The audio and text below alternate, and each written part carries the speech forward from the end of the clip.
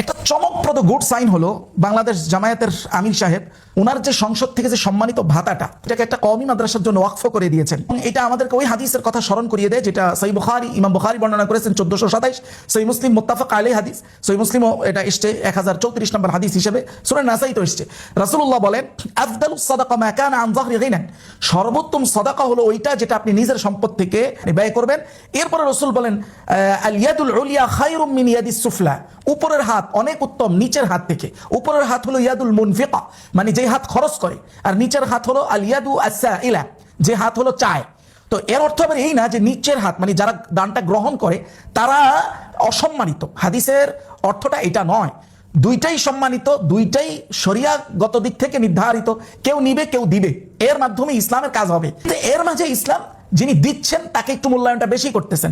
আর এই দলটা বাংলাদেশ জামায়াত ইসলাম, এরা জন্মলগ্ন থেকেই এদের সিস্টেমটাই হলো দেয়া, মানে এদের দলে ঢুকলে আপনাকে আনত দিতে হবে, দেয়া দিয়ে আপনার শুরুটা করতে হবে, দিতে হবে, দেয়াটাই এখানে শুরু কথা। আমাদের প্রেক্ষাপটটা হলো ইয়াদুস সুফলা, মানে আমাদের নেয়া দিয়েই হয়তো কার্যক্রমটা শুরু হয়েছে।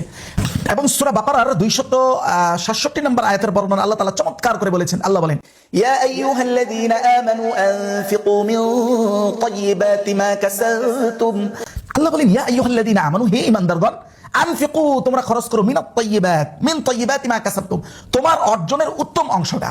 এইটা ওনার সরকারি ভাতা হিসাবে একটা উত্তম অংশ, সেটাকে তিনি কওমি মাদ্রাসার জন্য ওয়াকফ করে দিয়েছেন। আল্লামা আহমদ শফি সাহেব রাহিমাহুল্লাহ হুজুর এই কথাটা বলেছিলেন যে আমলি খুব ভালো, কারণ তারা দান করে। হুজুরের এই কথাটা কোরআন সুন্নাহ দিয়ে আমি প্রমাণ করতে পারি।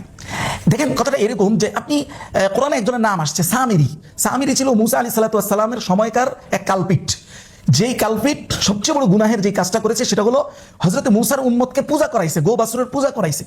এদের প্রত্যেকের উপরে আল্লাহর পক্ষ থেকে হত্যার নির্দেশ আসছে, কিন্তু লিডার ছিল এই গুনাহের সামিরি। আল্লাহ সামিরিকে বাঁচাই দিয়েছেন, ছেড়ে দিয়েছেন।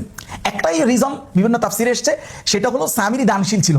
তো দান যদি আমলিকও করে সেটার মূল্য আছে। হ্যাঁ, তবে আবার একটা কথা আছে যে মানুষের একজনের পেটে ছুরি দিয়ে আরেকজনের দান করলে সেটা যদি আপনি জেনে শুনে বুঝেন যে এটা পেটে ছুরি দেওয়া টাকা, সেই ক্ষেত্রে তো প্রশ্ন থেকে যায়। কিন্তু এই দান জামায়াত ইসলাম করলে কিন্তু সেই মূল্যটা বাস্তবে আপনি পাবেন না। একজন আমাকে এই থ্রোতে একটা প্রশ্নও করেছে, যে বলতেছে যে ভাই আপনি তো কাজ করতেছেন, আপনার কাজগুলো একটা দলের পক্ষে যাচ্ছে, এক সময় তো তারা আপনাকে ছুঁড়ে ফেলে দিবে। তো আমি এই প্রশ্নের উত্তরে যেটা বললাম যে ভাই এই দলটা যে মাজলুম, মানে সিয়াসাতান ওয়া ইলমান ওয়া আকীদাতান, প্রত্যেকটা দিক থেকে প্রোপাগান্ডা শিকার, এটা আপনি মানেননি। ওই ভাই আবার গোরা মানুষ না, মানে চিন্তাশীল মানুষ। সে বলল যে হ্যাঁ এইটা তো সঠিক। তো এটা যদি সঠিক হয়, ইসলাম আমাকে দায়িত্ব দেয়, একজন ইহুদিও যদি অপবাদের শিকার হয়, সেই অপবাদ তুলে দেওয়া ইহুদির পক্ষ থেকে না, ইসলামের পক্ষ থেকে আমার দায়িত্ব। তো তারা তো মুসলমান, তাদের পক্ষ থেকে তো আমি দায়িত্ব নেই। আমি আমার ইসলামের পক্ষ থেকে দায়িত্ব নিই, সেই প্রোপাগান্ডাকে আমি ভেঙে চুরমার করে দিব ইনশাআল্লাহ। আজ না হয় কাল, ডে বাই ডে এটা হবে ইনশাআল্লাহ, আমি যে অবস্থায় থাকি। তারা আমাকে কি মূল্যায়ন করবে কি করবে না, এই ব্যাপারেও ইসলাম আমাকে স্পষ্ট বলেছে। আল্লাহ বলেন ইন্নামা নুতঈমুকুম লিওয়াজহিল্লাহ লা নুরিদু মিনকুম জাযাআন ওয়ালা শুকরা। ইসলাম আমাকে এখানেও এটা শিক্ষা দেয় যে তুমি যদি কারোর জন্য কিছু করো, এটা খাবারের কথা আসে, বাকি অন্যগুলো এটার তাবে বা অনুগামী হিসেবে আসবে।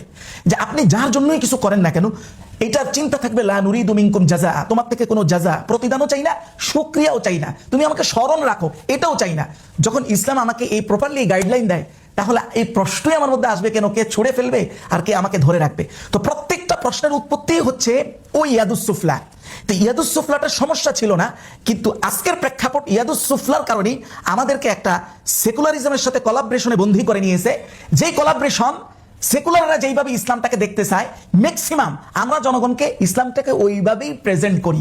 এই জন্য এই ইসলাম আমার কিছু রুটি রুজির ব্যবস্থা করলেও সেকুলারদের জন্য তেমন থ্রেড হয় না, এটা সেকুলারদের অনেক ক্ষেত্রে অনুকূলেই হয়। আল্লাহ আমাদেরকে হেফাজত করুক, সমস্ত সিন্ডিকেটের রশি ছিঁড়ে ঐক্যের রশিতে আবদ্ধ হওয়ার তৌফিক দান করুন।